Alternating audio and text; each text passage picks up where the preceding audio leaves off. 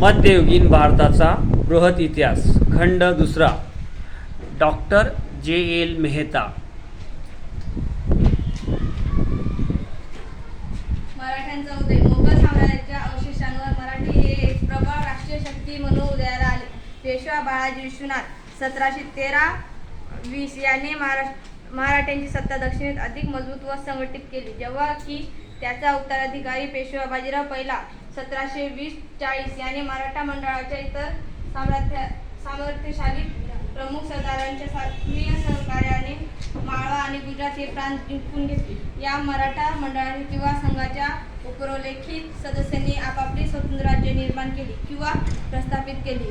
ज्या सरदारांमध्ये नागपूरचे रघोजी भोसले, बडोद्याची शिलाजी गायकवाड, इंदोरचे मल्हारराव होळकर आणि ग्वाल्हेरचे राणोजी शिंदे यांचा समावेश होतो.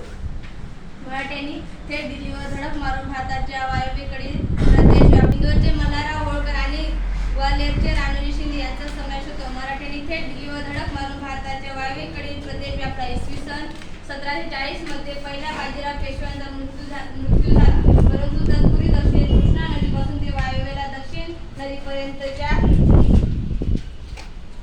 प्रदेशावर मराठ्यांचा ध्वज फडकत होता. अहमदशाह अब्दाली 1748 ते 67 यांच्या आक्रमणानंतर तर पंजाब प्रांतामध्ये मोगल